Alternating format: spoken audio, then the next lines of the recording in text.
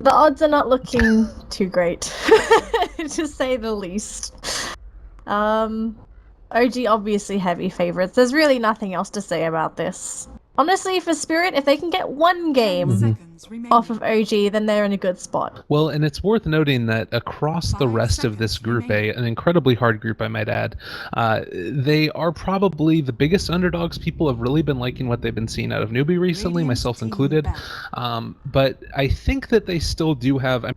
Obviously, everybody still has a chance at this early stage in the tournament, but they are going to need to make top 3 to be able to get out of this group stage. And considering that already right now, Newbie was the only team to have only played one set so far out of Group A, and they tied at 1-1. The other two teams ended up going 0-2 and 0-2 across the board. So right now, Team Spirit, while they do technically have a chance to be able to continue on, it's somewhat out of their hands, because if the top 3 teams just continue to play really well, they can get knocked out by tiebreakers. Let's say, for instance, if EG is the one team that ends up tying series 1-1, and then they end up going further forward, Team Spirit get knocked out because of tiebreakers. So I do think that they're still going to need to keep their eyes on it. They need to, at the end of the day, you just got to win. And that's Team Spirit stuff, and maybe they get a little bit of help along the way too. Hopefully. And we also have to take a look at what kind of drafts that we're going to be seeing, because obviously having a favorable draft means that you're going to have an easier time in controlling the tempo of the game. And they're going to start off with an OG pick right off the bat. So we've seen them play this hero before, and to great success, although with a couple of problems during the mid game. Yeah, they picked this hero facing off against Nubin, as you mentioned. He's an incredibly high damage dealing hero, but the problem that they ended up facing was, how did they end the game? And that's really what it came down to, was that they didn't have a great way to take high ground. I think that there were several moments in that game where they could have just sort of blasted through, and possibly they end up being able to, push high ground with an Aegis, but instead they end up running into problems with actually going for it. And I have a feeling that Team Spirit are going to try and address that with the rest of these picks. Already, Chen and Enchantress have been banned out by OG. They don't want to be seeing them around. And it's worth noting, we just saw a really fabulous Invoker coming out from Miracle over I think it was in the first series that they played earlier today, and I think that they also might have had one at I think that they had one just recently against EG too. So really potent on this hero. But what do you think about the matchup, OD against Invoker? So typically in an intelligence versus intelligence matchup, OD is going to have a pretty good time, as he is able to steal intelligence with Arcane Orb. Invoker, though, he is a very strong mid laner himself. If the Invoker does get a little bit of help and they can actually grab a kill on the OD or force him into a defensive positioning, then Invoker can definitely walk all over the OD too. It's a matter of who gets help or who gets the first blood or whatnot. So it could be a very even matchup, depending on how the heroes are played out. Well, and obviously I'd imagine too, if you end up getting help in your lane, and considering the state of the meta, it's been a lot more about moving around the map to trying to find help whenever you can. Vengeful Spirit is the next pick, another really safe one. I think that she has one of the higher win rates in 6.86, if I'm not mistaken. Just incredibly versatile. And the thing about this that's really awesome is it just leaves your draft that much more open to be able to go wherever you want with it. And Fly, known really well for his drafting in the Frankfurt Major and being able to take them through to the victory, also off the back of some really good stuff. Here we go. Gold Black pulling out his strats. We're going to be seeing the Treant Protector, probably with the Iron Talon into Aghanim Scepter. That's the way that they've tended to like to play this hero. It's a pretty interesting one. I like seeing him. I like seeing him too. He's not very popular, but what he does is great. He plays to a certain degree like a bounty hunter once he's got the mana pool to sort of walk around in the nature skies, scout things out and help the team just sort of set up some of those kills if they want to maybe go for a global strat, or if they're going to grab something like a Spirit Breaker to go for those global gank sort of styles. So Treant Protector, great hero. And also you have to remember, if you're OG and you don't commit to a tower, just expect it to be at 100% HP by the time you get back to it, because it's going to be healed up. I think that that's something that's really relevant. You need to be very aware of actually finishing off those objectives and not leaving them to the very end. And, glyphs becoming that much more important and being able to, keep those alive. Also, the other thing is helping out in lane. I talked about the ganks that can come on in. The Treant Protector armor is very, very helpful at making sure you don't die in the early game, particularly against something like a Vengeful Spirit, who sometimes relies upon that minus armor from the Wave of Terror to make that happen. Also going to be seeing the Nature's Prophet band as well as the Brewmaster Nyx Assassin. I like the Nyx band. That makes a lot of sense to me. I was wondering if we might end up seeing something like a Night Stalker or a Coddle coming out from OG to be able to get that extra vision, so that if you do end up running into problems, like you said, with the Treant Protector, eventually they're going to need to get a gem if he gets a relatively quick Ag Scepter. And the way that GoBlack has played Treant Protector in the past, he really does allow you to get that the ags before you would expect it. It's really, really good. Absolutely. The question is, have you seen Moon play Invoker with a Necrobook? Because Necrobook is one way you can also get rid of the Treant wards, or at least spot them out so they can chop it down. Haven't. I don't know if Miracle tries to go for that build all that often. I've mainly seen him play Quas Wex, and going on into Aghanim Scepter later on, so that way he can sort of unlock all those spells. And I feel like if you're going to do that, you kind of want to be able to get some other item that gives you a bit more mobility.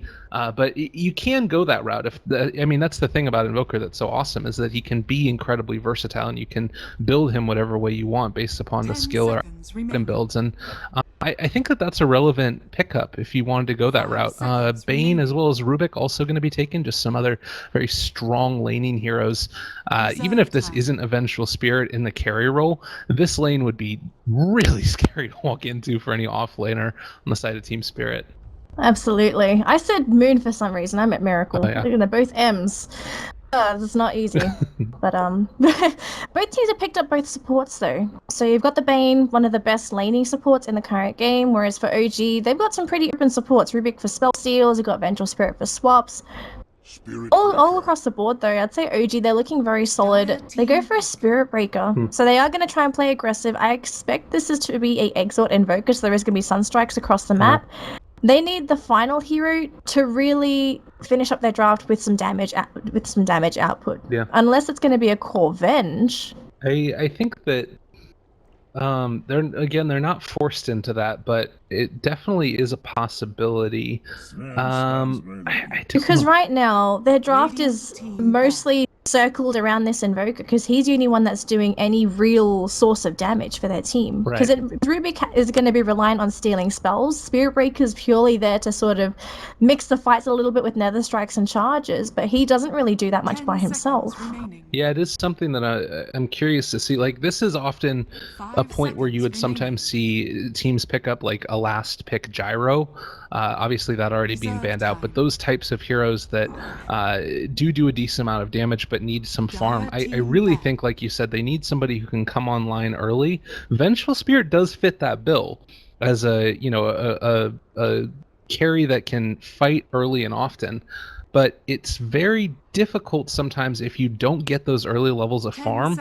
She falls off so hard. And Team Spirit haven't picked their last offlaner yet. So depending upon what they go for here, their lanes are already really strong. You take a look at Sven Bane, that's a very strong lane. Treant Protector is going to be sort of in that, I'm assuming, jungling role. I think that's the way that GoBlack's going to play that.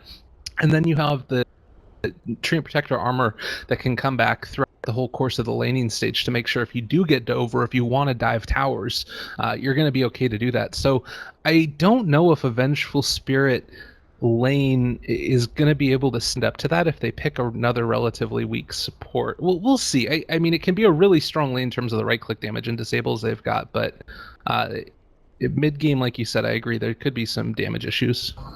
Yeah, so the Brood Mother ban here for OG, not really wanting to deal with a Brood Mother in lane, and I wouldn't blame them, they don't have the best heroes to deal with Spiderlings. Team Spirit looking for their final ban as well, so I wonder what they get rid of. They get rid of the Jug. Jug would have been enough pickup here for OG, honestly. Synergize well with the Venge and the Rubik. Wow, Vengeful Drow combo. Yeah. Well, it is going to be damage output in the form of giving that aura to the Invoker 2 and the Venge. So the idea is there, but there's so many heroes on Team Spirit where they could just sort of bypass OG to get to the Drow. This is actually a really good place for Team Spirit to potentially pick up a Clockwork here. Yeah, I like the Clockwork pick. That seems pretty strong to me. Again, the issue is the Vengeful Spirit swap. And being able to get the Drow Ranger out of there. I think really the answer is they just need to make sure that the Treant Protector gets in close on Drow. They can't start a fight without knowing exactly where Drow is. They have to have that scouting thing. Do you really want the tree to get in there though? I would expect the Sven to be the best hero to go in for Team Spirit. Just to start the fight and then have Sven with the follow-up blink. Like I think that if you get into a situation where Drow Ranger is able to get off that BKB before you can overgrowth, it doesn't matter what else you've got, because Bane probably isn't going to be able to get in position. Sven can blink and like follow up with a long range stun, but you have to control that Drow Ranger and get up close to her. I don't think that you try and stay there as a tree. I think that you have to get away as quickly as possible, but popping overgrowth is going to be pretty good, and the fact that you can do that from Invis is all the better. But Afterlife offlane Zeus. All right, last pick coming in. I was thinking that they might decide to go for a Slaughter, then at least do what Ramses as well as Iceberg do, that little bit of extra physical damage up against OG, but Zeus, yeah. This is going to be a Zeus versus a Invoker. Oh, they switched it. What's the chances? They switched it. What's the chances? Did they switch it? Yeah, it's actually Iceberg playing the Zeus, and they've brought, they're going an aggro try. So what's the chances of Iceberg having a good time up against an Invoker, though? It's a Zeus. He is a very squishy and vulnerable hero with no escape mechanism. I'm not sure. I think that if he gets a relatively quick, yeah, I don't like it actually now that I'm thinking about it more. Yeah, it doesn't sound great. Yeah. Unless they have Go like just consistently popping the living armor on Icebergs, and he has that consistent regen and damage mitigation, but that means you're committing your Treant Protector to keeping the Zeus alive, and Zeus isn't going to be dominating that lane. Yeah. No. They could bring the Bane in though. I guess Fly could come in with the Bane and harass the Invoker for a little bit, but for how long are you going to be doing that for? Right. No, definitely. It's something where you have to. And that sacrifices your OD. All of these things end up sort of adding up, and it's definitely a strange pick. I do think, though, that with the lanes being as strong as they are on the other side, they're probably going to end up being okay. Goldblack actually ended up going for Boots of Speed, so they're playing this differently than I thought they would. It's not going to be the Treant Protector farming, at least as of yet. He ended up going for the Boots of Speed and can get the slow off a bit later, but the aggro tri-lane is going to run into the Drow Ranger down here bottom, and she might end up having a bad time if she's not careful. Rubik and the Invoker in the mid lane, Miracle as well as Crit. Heading up top, we're also going to have Moon, who's going to be playing his Spear Breaker, Fly on the Vengeful Spirit, and as I mentioned, No Tail on that Drow Ranger bottom lane, as we're having already a little bit of damage here in the mid lane against Iceberg. Oh my goodness. Yeah, it's a very sad Zeus. But on the side of Team Spirit, we have Afterlife handling the OD in the top lane. He did take a lot of damage, but he got the top rune previously. So as you may have seen, both runes going in the way of Spirit. We have Go Black on our Treant Protector. We've got Iceberg on the Zeus. Down towards the bottom lane, always want to fly on the Bane. Definitely flying this game. And finally, we got Ramses 666 on our Sven. Yep. Oh, that Curry died! Oh no! Oh my goodness. Okay, well that happened. That was another Clarity, I believe. Actually, no, it was a Healing Salve and an Ironwood Branch, so they don't count the consumables in the Courier, unfortunately. So that really hurts for this Zeus right now. I mean, he hasn't taken a ton of damage, but it means that he has to play that much further back because he knows he's not just going to be able to head on over and salve after the fact. Very, very odd start to this game. The other thing that I'll mention real quickly is that we actually did have Iceberg take the OD, and then they swapped once they got into game. So maybe playing a little bit of mind games here. They're going to bring Iceberg down to the low ground, lift up. I don't know if they have any more ability to catch him out, but they are at least alacrity up the Rubik to make sure that he gets a little bit more damage there. Very, very odd start. And First Blood on the Drow Ranger as well. They do get a quick snipe onto the Sven though with Miracle's Invoker, but it's your Drow. Solo lane Drow getting picked off. This is not going to help the Drow. but they have got control in this top lane, it seems, though. Yeah. So Fly as well as Moon just being a bit of a nuisance in the top lane. Afterlife taking a lot of damage and all of a sudden going to get jumped on here by GoBlack as well as the OD. Can they take down Fly, though? Just one more right click from both will be enough. Two more, they're out of range. And all of a sudden you got the Spirit Breaker there with the charge. Fly going to go for a bit of a turn, but here comes our Rubik as well. Lift onto Afterlife. He may be set for the Afterlife very shortly. The heal coming out from GoBlack. Is it going to be enough? He's being blocked up by creeps. He does drop. With the help of both supports on the side of OG, they weren't able to help the OD, unfortunately. And no kill for Spirit as well, as they did try to get Fly on the Vengeful Spirit. And all down bottom. Rest in pieces, Drow. Second death in the row. What is even going on up here? GoBlack taking a lot of harassment as well, as we do have Afterlife coming back into the lane. 4 kills so far. This is the thing that's really weird about this. I mean, how often are you going to see an OD Treant Protector lane facing off against now diving them, crit and the Spirit Breaker? They're going to be able to get the hit now. Does end up healing himself with the living armor, and at least for now they're going to have to back on out. Just lifted him up, hit him a couple of times with the creeps. This is the thing that's so weird about this matchup. I mean, World Devourer does have 6 armor though, so he can tank the creeps fairly well. I don't think that this hurts him too bad. No, it really doesn't. Although, fortunately for his supporting crew here, GoBlack is going to be farming the jungle a little bit. He has been consistently using that living armor. If you've been watching him, he's got no mana left for anything. He actually used a leech seed for the jungle just then, but he is just consistently healing himself, the OD, the tower, just everything in this top lane is just had to be on top of everything. You're a cold snap in the mid lane. Didn't quite get Iceberg, unfortunately. Probably just some harassment coming out from Miracle, but the lanes for Spirit, how would you say the lanes are going for either side? Oh, goodness, Iceberg. He's going to end up falling here. Does dodge the strike. Actually, he's going to be able to survive with the regen rune. My goodness gracious. And now the turnaround, being able to throw out the arc lightning. Man, that regen rune coming in full effect. Also has a full bottle now and is going to be able to kill off Fly. I think one more hit is going to do it, and Bane gets that kill. Before that moment, I would have said that it was not going very well. With Zeus being able to be a part of those 2 kills, it really turns it back around. It's actually 1,000 gold going the direction of Team Spirit. And I guess that they're behind in a lot of their lanes. The saving grace is that they've been shutting down the Drow. And the Star Ranger, I mean, a Drow without farm is just not good. I don't really know what other way to say it. She's going to have a very hard time, and they need to start to transition into getting her a little bit more help as in lane, as the Vengeful Spirit does end up TPing down here.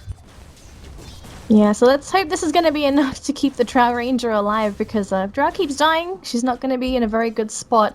In the meantime, though, what are your thoughts on OG putting a lot of emphasis onto Afterlife on the OD? Do you think it's paid off, or would you say it hasn't really impacted the OD in general? In terms of pressuring him? Yes. I think that he is still not having the best game in the world.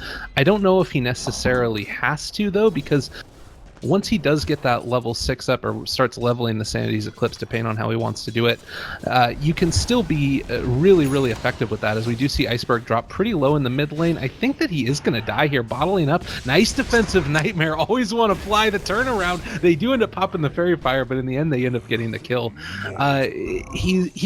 He's not really the best flash farmer as far as catching up, but if he goes into team fights with his team, I think that Sanity's Eclipse is enough damage, given the low int heroes here, that he's probably going to be able to survive, as it does look like Afterlife might end up falling here. Can they find a kill? Well, he needs to get out of lane. Spearbreaker has a charge. Yeah, he's getting out of there. Yeah. But it does force the OD out of lane, as you said, and Sunstrike won't land. Wrong lane, friend.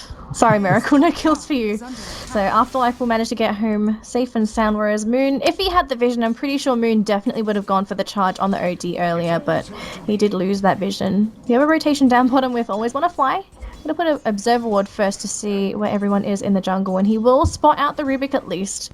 He's got no support, but there is a charge coming through with the Spirit Breaker now. Are they going to make anything happen? All the supports know where Fly is, and they're all going to get into position for this as well. So here we go. Drow coming, going to go for a silence straight into Ramses. Hits him twice, and he just backs up. Now all of a sudden, here comes a charge onto Fly, and 4 heroes converging onto a support. That's a dead Bane. Or is he? He should be dead. Rest in pieces. He had already used up all of his mana. I mean, you end up forcing out 4 heroes in the bottom lane, so they're really doing a good job now of trying to secure the Drow Ranger her farm, and that's leaving a little bit more space open for OD to catch back up. It's true that definitely OD is not going to be able to be that same complete and total force that we saw in the first game, but again, this is sort of that off lane OD, which we've almost never seen, but he's in the safe lane. I guess solo's safe lane OD is better, sort of what he is than necessarily the off lane position. I think that pretty much what their thoughts are is they're banking on the Sven carry in the later stages, as we do end up seeing the Nightmare there on the Miracle. We do have rotations on in from Fly. They're going to be able to lift. Do stack up the stuns, though. Iceberg is still going to fall, but they do end up getting the kill in the end on the Invoker after he was able, on the Zeus rather, after he was able to kill off the Invoker. And now it looks like Always Wanna Fly is going to die. Also, Nether Strike onto Gold Black. He is going to drop no invis, no mana, no nothing. And a quick 3-for-1 trade. Not what you need if you're Team Spirit. Yeah, they did lose the Invoker in the process in Afterlife, just going to be nicking that invisibility rune before he got spotted out.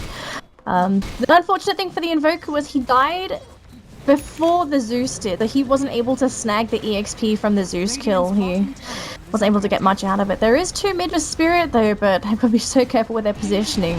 OD is with the Invis rune, and all of a sudden Iceberg not going to commit with the charge, it seems, as Moon thinks twice about trying to go in there. Got one down bottom though, got Ramses here. He only has boots though, so not really much the Sven can do outside of crossing his fingers and hoping the Stormhammer hits more than one. Yeah. The plus side is that he is going to have a 3 stack up on the Ancients, and we'll be able to take that out, probably popping his God strength forward a little bit later on, but definitely not completely and totally going the way that they want it right now, as OG have taken about a 2k lead. Not incredibly completely and totally ridiculous at this stage. The next several minutes are going to be really telling of what's going to end up happening. They pop the Zeus ulti, and immediately Afterlife is like, all right, I'm getting the heck out of here, guys. Screw you all. And he does have a charge up on the Spear Breaker, but I don't think that they're going to be able to find him, and I'm expecting to see some counter push down in the bottom lane. Maxed out cleave on Sven, actually. This is the farming Sven build. Yeah. And this is just preparation for when he wants to go for the Ancients, to get the maximum amount of damage output to finish up those as soon as possible.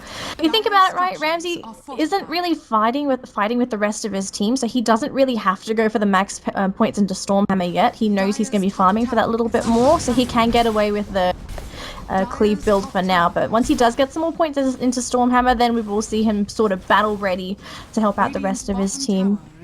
For now, they're going to have to slow it down a little bit and hope that they can get the farm on both the OD or the Sven, or at least one of them, to be the tempo controller and make sure that they can make space for the one that doesn't have farm. Yeah, well, and right now, again, it's not the worst thing in the world, the fact that OD doesn't have it yet. He did just pick up his ulti with his last level up, so having Sanity's Eclipse for this next engagement is going to be really, really key. We do have Spirit Breaker scouting all this out. He realizes where everybody is and is going to be able to be sort of that mobile ward, as we do have Fly moving off to the side also. Looks like we're going to have a big engagement. We don't have Sven here at this point in time.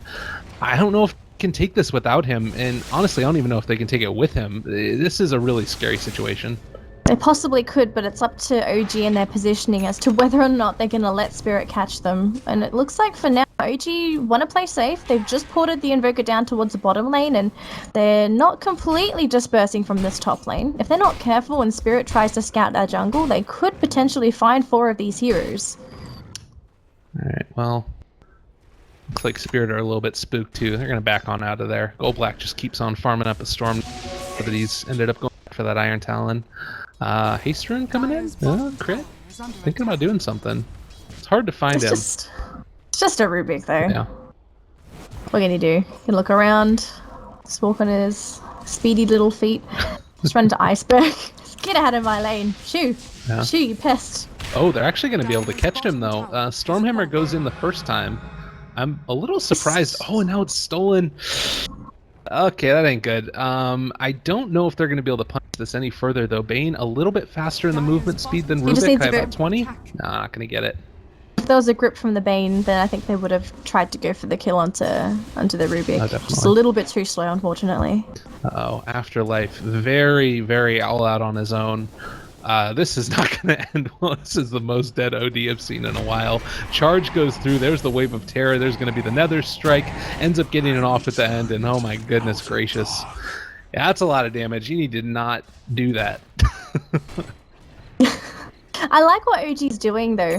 They sacked the Drowse farm early game, and then after they've passed that early game phase, they said, okay, we are going to babysit No Tail and pretty much spoon feed him kills or assists. Yeah. And they're doing a very good job of it too. No Tail hasn't died since the laning phase, and he is farming very well. 1.4k on top of an Aquila, Power Treads, and a band of Elven Skin. So he is well on his way to building whatever he wants to at this point. I presume it'll be Sand and Yasha, just the standard stuff on Drow, unless he wants to go for a Shadow Blade. I mean, it's always an option. Against the Zeus, it's probably not the best in the world, just because of the way that that hero ends up interacting. But I do like the fact that you still see Team Spirit here doing what they need to do. They ended up going over and clearing out the stack that got Sven his Ogre Club, so he's getting closer to being able to pick up either the Sanjin Yasha or the BKB, depending upon which way he wants to run it.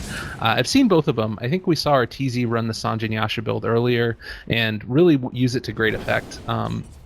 A couple of other heroes, it really depends on sort of which way you want to play the hero, and if you want to try and play for the late game or if you want to just try and sort of go for the early aggression.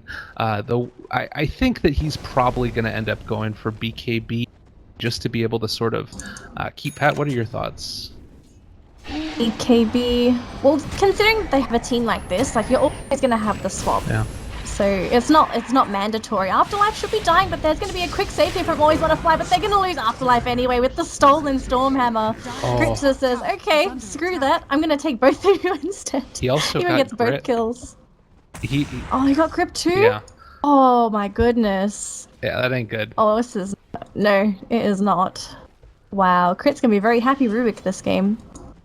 We do end up back in Viz again. I do have Overgrowth now. Going to be able to get the slow off at the very start. Moon ends up getting caught out. Now they're going to be able to kill him off. I believe they don't have enough mana for a stun, and it's still on cooldown regardless. Magic Missile is continuing kiting away here on Ramses. He's in a lot of trouble. Unfortunately, the Zeus ulti was not able to kill off Moon on the Spirit Breaker. Still alive, and there's the Urn Charge to boot to keep the Vengeful Spirit there. If they wanted to, they could think about re-engaging here, but they're going to play it safe, just back on out. Mechanism completed on Invoker.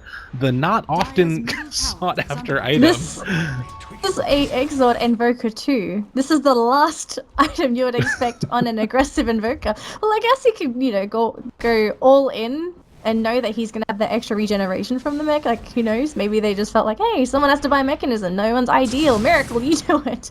Buy the Mechanism for us. You don't need items. Yeah. We can handicap you with the Mechanism. You're fine. Well, it really comes down to the fact, I think, that, they've got enough damage. They've got Drowora, they got Venjora, they've got Alacrity. I mean, all of these things end up working together incredibly well. They also have a decent chunk of control, so the only thing really left is, like you said, regeneration and being able to sustain. I honestly wouldn't be entirely surprised to see him go back for Guardians, maybe. He did end up going Treads, but I don't know. It seems fairly okay. You get the bonus armor that comes out from that also, and now he's going to make sure he gets that mech off because he's got the Aegis. Yeah, it won't hurt. I think the only unfortunate thing is that there's nothing good to dispel this game. Right. If there was, then obviously the Guardian Greaves would be an even higher priority. I think at this point he could just sort of bypass it and just go for the standard items on this Invoker. He doesn't really, have to go for the Guardian Greaves. They're looking very good right now. Yeah. You're in OG shoes, whereas for Spirit, high ground scenario yet again. Yeah, this is pretty crazy. It does look like Spirit Breaker is going to be going for a Shadow Blade. Drow's already picked on up the Yasha. What are some of these other items? Iron Talon as well as the Point Booster completed. Oh man, they're going to steal the stack over here. It's not as much as it was before, but still really, really relevant and losing a good chunk of gold off the back of it. I don't see any game-changing items here from Spirit. I really don't think that they have... There's one item that answers all of their problems, and even like the KB up on Sven, he's still going to have issues getting kited. Yeah. Maybe it is going to end up being Sanjin Yasha, and then you've got the extra movement speed, but I don't know. I'm pretty sure it's going to be a BKB, but it'll be a Blink and a BKB to solve all of Ramsey's problems, and obviously going to be saving up for both. It's going to take way too long. The game might be over by the time Sven's even close to getting both those items. Yeah. He can get one maybe, but he's got to make that one count. Totally. And for the moment, the time's running out because they have heroes pushing on their T3 tower mid lane. And unfortunately for Spirit, their counter push is not that great outside of Iceberg. Yeah, really not the best in the world. And the other thing about this, I've seen Zeus picked a couple of times to deal with push lineups. And particularly when there's a Venge in the game who's going to end up being able to probably pick up an Aether Lens next, you really can't rely upon the Zeus to be able to get you out of those problems being your only source of D-push, because even an Aether Lens isn't going to really increase his range enough to be able to keep him from getting swapped, particularly once Venge ends up getting that item herself. So late game, when the chips are really on the table, like Team Spirit needed delay, but I don't know if their delayed late game is going to be that much significantly better than OG's. No, I completely agree with everything you said there. And it's up to Spirit as to whether or not they're going to be able to find openings from OG. Because we've been following Spirit for all of our games for today, and we see that they do have potential in having some really great teamfight execution. It's just if they can find the openings. Afterlife can be sent back to the grave. Rest in pieces, OG. For 40 seconds, you can sit there and think about what you're going to do next. But the game's just not getting easier for Spirit. It's not like they can purely rely on the late game, as you said. Iceberg going to be charged down by a Spirit Breaker. Do anything else? Actually cancels the charge there with the bolt. Fancy. And no commitment. Very fancy. Yeah. But yeah. Tier 2s. Can't do much. All right. BKB is done. I mean, there you go. We got a BKB done. It's pretty solid. Again, how are you going to deal with the fact that all of the damage is still coming in at you and you can continue to keep them far away? I think it does come back to, again, maybe GoBlack finding a good initiation. If he's able to get the off, they're in a much better situation then.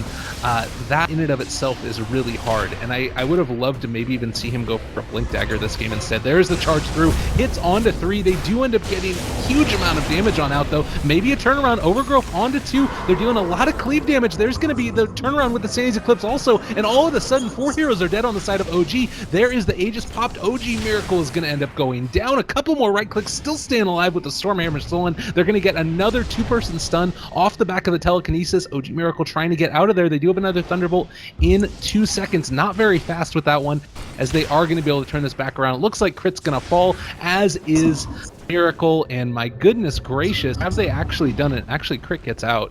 What a player. That was the opening that Spirit was looking for.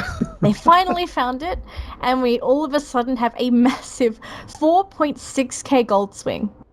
4.6k, and roughly 1k of it goes to the OG, which is great. It means that OG is going to start getting a couple of those items to really help him scale into a late game scenario. Spirit Breaker charging up top, but I'm pretty sure Moon only wants to get into lane quicker, not to actually jump OD. Is he really going to commit? He's got a Shadow Blade. Nice. He's not. Okay, good job. Don't do it, Moon. It's tempting. The plus side of this, and this is sort of what we talked about a little bit, was that Sanity Eclipse did so much damage. You take a look at a lot of these heroes here, Drow Ranger in particular, not very high int. You've got Spear Breaker, he's not very smart either. Invoker obviously has incredible int gain, but the Rubik, not the highest in the world. Pretty high for a support, but it's still sort of one of those situations where because OD is able to lay out that big old huge nuke on top of a Zeus ulti, and particularly, again, the cleave that came out from Sven. They just grouped together too much. They underestimated the amount of damage that Team Spirit was able to dole out. I don't know if they're going to be able to replicate that kind of success again, though. It's all up to Team Spirit. So there's a charge. They're going to jump right onto Iceberg. They're going to be Astral to keep him alive, but 3-man stun coming up from the Rubik. It was stolen. Iceberg going to be hit a little bit more. He should be dropping here. BKB under Ramses. Going to try and jump onto No Tail, but unfortunately he juked him into the tree line. Now trying to fight up against Miracle, but Miracle's actually chopping through him quite a bit, and here comes No Tail trying to do whatever he can, but unfortunately there comes GoBlack with a beautiful overgrowth, and all of a sudden they do finish up the OD, and now GoBlack's in trouble. This could be a complete team wipe in the opposite direction. No detection. They can't see the tree. He is invisible among his brethren, and only GoBlack will be the lone survivor, and never mind, they found him with the sentry ward. He walked into it. And we have a topsy-turvy game as it's now... Oh, Miracle's just going to tank the tower. Okay. He's not afraid. He's not afraid to tank the tower. He got Bane coming back into it. Oh my goodness, what a weird freaking collection of games. They are going to get the grip off, but immediately canceled. Sunstrike is going to hit, and Invoker gets the kill. They cancel a secondary TP because they don't want to end up running into it. And this is how this should have gone last time. If you're Team OG, we just see it go back and forth again. From a 10k net worth lead to about 5k. They definitely made the game a little bit harder on themselves than it had to be. And Team Spirit showed what they need to be able to win the game, which is a big overgrowth and then Sven just chopping away. Not just the Sven though, but also the backline DPS with the OD as well as the Zeus. But it's a dream scenario, and you can't get dreams every single time. You can wish upon a star, but you're not going to get it. Don't let your dreams be dreams, Danny. That's what it is right now, unfortunately. In this situation, though, if I was Go Black, he's going for an Aghanim, which is fine. It's going to give you vision in the jungle. But I would love to see him pick up a Blink Dagger to really ease up the execution when it comes to overgrowth. Because if you're OG, obviously because of those couple of initiations, you have to respect the tree, and you can't really let him sort of walk in there and just go straight for those 4 to 5 man overgrowths. You just can't let it happen anymore. Yeah. And Blink Dagger would pretty much alleviate all the pressure from Go Black because he doesn't have to walk in, he can just blink in an overgrowth. No, definitely. I think that's something to keep in mind. And it's always something that I've kind of wondered about with the Go Black strategy that he runs, because he gets himself so much gold with that Iron Talon, and you do wonder what would be the relative effectiveness. Can you come online quickly enough to make it worth it? Also worth noting, Rubik was able to steal Nature's Guise, so he's been running around invisible. Currently it's up to level 3, and he's working towards that Aghanim Scepter himself. He's only about 1,700 gold away from finishing it off, and you end up getting that. We've seen how effective his spell steals have been so far this game. Already has the Blink Dagger. He's really freaking farmed. And not only that though, because he's going to have the Ags, he'll get... There's 4 heroes on the side of Spirit who have Ags upgraded ultimates. Yeah. So obviously if you can get any of those, it'll be great. The biggest one I believe would... Actually, I don't know if you want the OD ult, honestly. Yeah, that's a good point. Yeah. I guess you wouldn't mind the Sven ultimate, because then you buff up your allies, even though Rubik doesn't do that much. Right. Well, let's see. Actually, I think all of them do. I guess no, the Tree and Protector, I don't think you get Eyes in the Forest. I don't think you should. Yeah, but you do get the Zeus one. Bane's is okay this draft. There are only a couple of ways. Pretty much everybody has a way to break it without inflicting themselves with Nightmare. But it's still something that might catch you off guard. Like if Rubik is fiend scripting somebody and then you right click the person, you right click the Rubik, you all of a sudden are afflicted with Nightmare. That's kind of unfortunate. Yeah. But Ramses, Blink Dagger, BKB, he's at the stage where he can fight now. I don't know if he's at the stage where he's doing enough damage. That's what time will tell at this stage. Yeah. But this T1 tower will help at least. So T1 going in the way of Team Spirit, slowly crawling back into this game, whereas OG, they didn't really defend because they wanted the Aegis instead, going to Miracle again on the Invoker, because why not? And Miracle's build, however, his current item set, what are your thoughts on this? It is very odd. There's no question about it. I mean, it's different. You've got your drums. You've got we do end up having a little bit of a fight down here in the bottom lane. Unfortunately, it looks like Rubik is going to be able to get out of there. So no such luck in terms of fighting him. Also worth noting, still only 900 gold away from finishing it off. That Aghanim Scepter, and it looks like Spearbreaker is actually going to go in for this charge. That was a little bit scary. Yeah, the item build. I don't know. I'm not sure about the Hyperstone going back for it. I guess the fact of the matter is that he's just getting tanky by also helping his team get tanky. Is it Assault Cuirass? Is he just going for the pure aura build? That seems on to this make Invoker? sense, yeah. Because that's what I'm picking up with this. I think that, like, the problem that I find with it, though, is that sort of the tankiness of the Invoker, he's still going to have to deal with like all of that right-click damage coming in and the magical damage coming in. I don't know if he's going to be able to survive a big burst, and all of a sudden, like maybe you build a couple of items that allow him to survive longer in a team fight instead, like a Yule Scepter or something else like that, and then you rely more upon his spell use as opposed to just sort of being this walking aura, you know? Yeah, I would like to see him build something to make him more useful than just an aura bot. Right. I guess he right clicks too, so you can't really say he's just an aura bot, but you know what I mean. Yeah. I'd like to see a little bit more from him. Unless he's just tired and says, guys, can I have a break this game? Can I just be an aura bot? I don't want to do too much. I need to save my energy. We've got so many more games to go. Needs to step We actually have quite a few left, right? Have we got 2 more best of 2s after this? 2 more best of 2s after this. This is still game 1 of this series, and Team Spirit, this is second to last series, so a lot on the table at this stage. It's going to be interesting to see. They need to really, I think they need a 2-0 here to be able to really stand. It depends on what else is going on. But yeah, definitely important, and it looks like, at least at this point in time, OG with the AC completed are going to start marching down mid lane, and I don't know how you stop this. We'll have to see if Spirit can stop it. If anyone can do it, it's Spirit, because they are playing this game. I cannot argue with that logic at all. As Fly For now, just gonna have OG just slowly chipping away at this mid T3 tower as Spirit. They're gonna...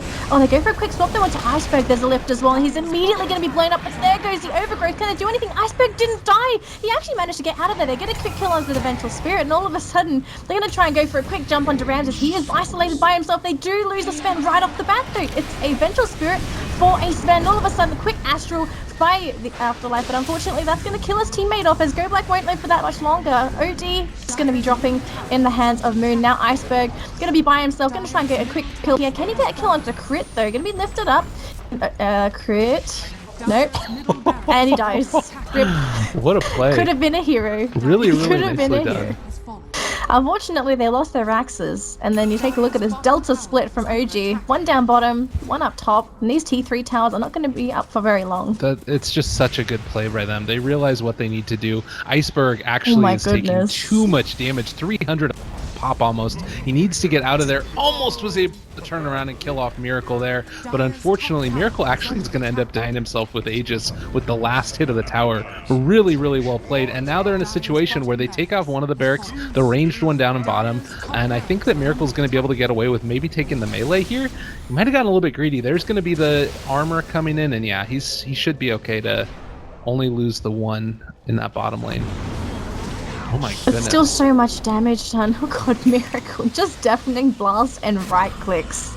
This guy hits like a truck. Mini swap from Fly. I'm gonna keep his teammate alive for a little bit longer, and there we see the mechanism working. Miracles onto Miracle.